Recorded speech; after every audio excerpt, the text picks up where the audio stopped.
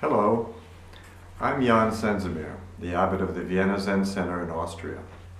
I'd like to talk to you today about how we might help each other in coming through the difficult times of the coronavirus. As Buddhists, many of us have been inspired by the Bodhisattva vow to help all beings from suffering. We may have been initially driven by a sense of common humanity, but in difficult times, what we've seen is that this vow really helps us direct the energy of our lives in a healthy way to be of service to other people. And in these extreme times of the coronavirus, the suffering and the vow have become very real.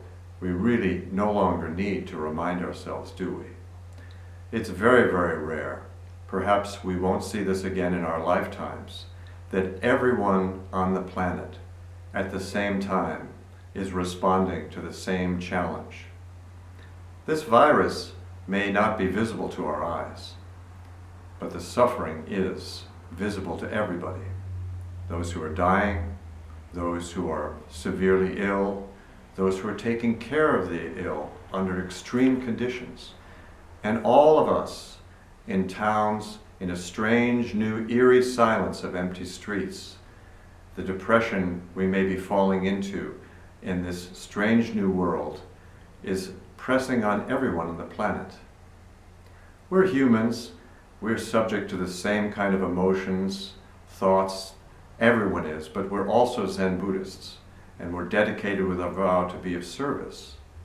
So how can we be of service? How can we help other people? That's what I'd like to share with you today. One can see our practice as a path of disciplined attention, trying to bring ourselves to this moment, not running away into fantasies of what could have been, what might be in the future, but to be honest and reflect everything that is in the moment before us. Perhaps this practice, in fully reflecting what is happening during this time of the virus, can help us move beyond that fear and really be of service to other people. The coronavirus shakes the world precisely because it's completely independent of everything we feel holds our life together. Our technology, our politics, all these different disciplines and sciences we have. It seems as if it moves without caring about how we feel and what we do.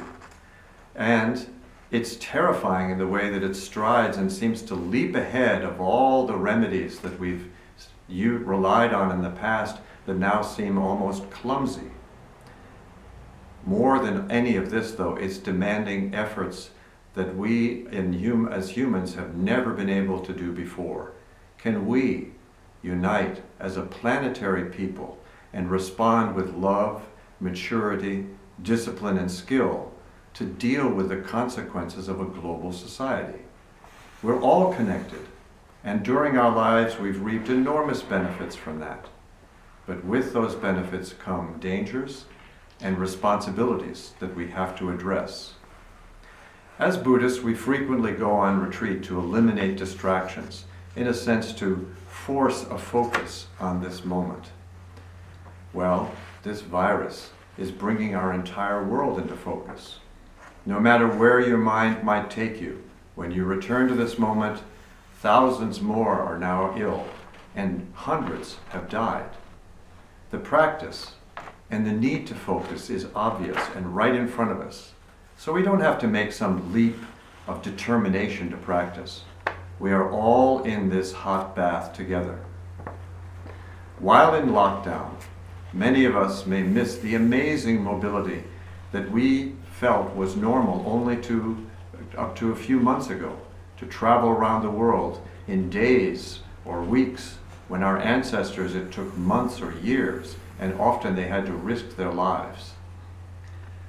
But did you notice that the more you travel, it seems like the more similar the world becomes?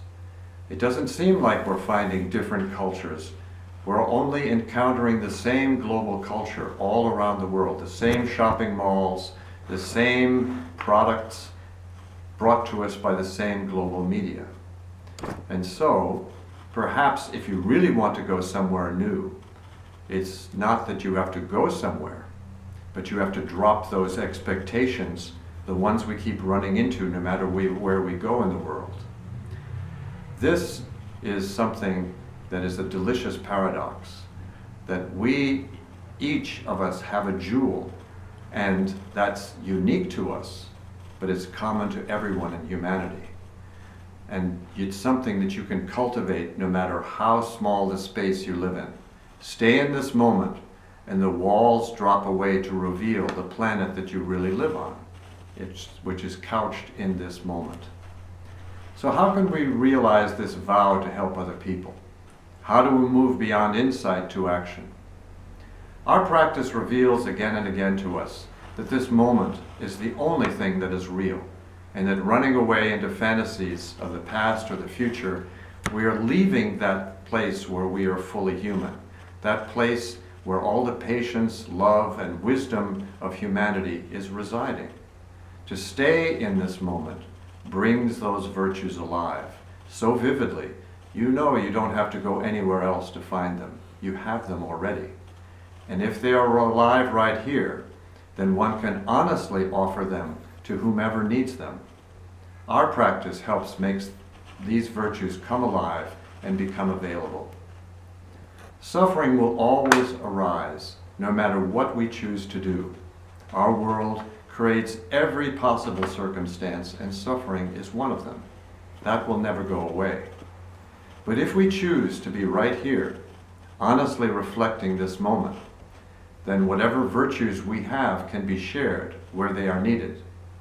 It may be that for the moment the best we have to offer is to sit quietly in one place, alone in our homes, deeply steeping ourselves in this moment.